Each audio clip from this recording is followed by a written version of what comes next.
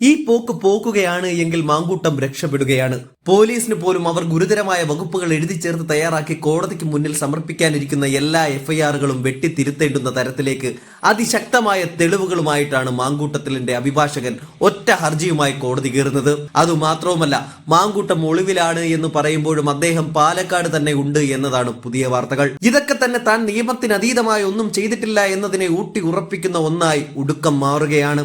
രാഹുൽ അപരാധിയാണ് എങ്കിൽ ശിക്ഷിക്കപ്പെടുക തന്നെ ചെയ്യണം എന്നതിനെ മുന്നിൽ നിർത്തിക്കൊണ്ട് തന്നെയാണ് അദ്ദേഹത്തിന്റെ ഈ വാദഗതികളെ പറയുന്നത്. രാഹുൽ മാങ്കൂട്ടത്തിൽ MLA തിരുവനന്തപുരം ജില്ലാ കോടതിയിൽ മുൻകൂർ ജാമ്യാപേക്ഷ നൽകി. ആരോപണങ്ങൾ നിഷേധിച്ചാണ് രാഹുൽ മുൻകൂർ ജാമ്യാപേക്ഷ നൽകിയിരിക്കുന്നത്. പരാതിക്കാരിയായ യുവതിയുമായി ദീർഘകാലമായി സൗഹൃദമുണ്ടെന്നാണ് ഹർജിയിൽ പറയുന്നത്.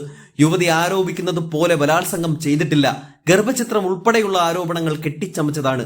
അന്വേഷണവുമായി സഹകരിക്കുമെന്നും ജാമ്യം അനുവദിക്കണമെന്നുമാണ് ആവശ്യം. ഹർജി തിങ്കളാഴ്ച പരിഗണിക്കുമെന്നാണ് വിവരം. തനിക്കെതിരായ നീക്കം രാഷ്ട്രീയ പ്രേരിതമാണെന്ന് രാഹുൽ ജാമ്യ ഹർജിയിൽ പറയുന്നു. പരാതിക്കാരുടെയും ഭർത്താവിന്റെയും രാഷ്ട്രീയ ബന്ധം ചൂണ്ടിക്കാട്ടി തനിക്കെതിരായ നീക്കം BJP CPM ഗൂഢാലോചനയുടെ ഭാഗമാണ്. യുവതിയാണ് സമൂഹ മാധ്യമങ്ങൾ വഴി ബന്ധപ്പെട്ട് സൗഹൃദമുണ്ടാക്കിയത്.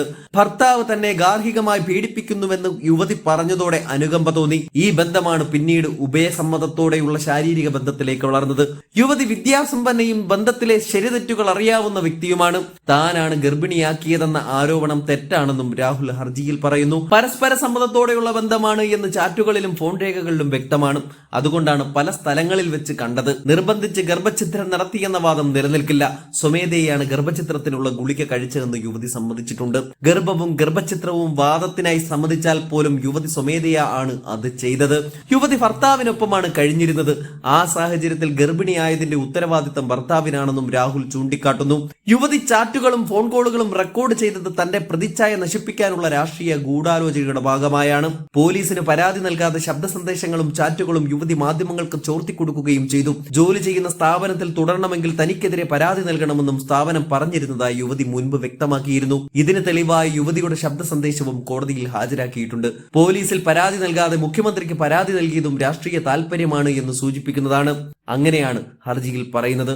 തദ്ദേശ തെരഞ്ഞെടുപ്പ് ആസന്നമാവുകയും ശബരിമല സ്വർണ്ണക്കവർച്ച ചർച്ചയാവുകയും പ്രമുഖർ അറസ്റ്റിലാവുകയും ചെയ്യുമ്പോൾ പൊതുശ്രദ്ധ തിരിക്കാനുള്ള BJP സഹായത്തോടെയുള്ള നീക്കമാണിതെന്നാണ് രാഹുൽ പറയുന്നത്.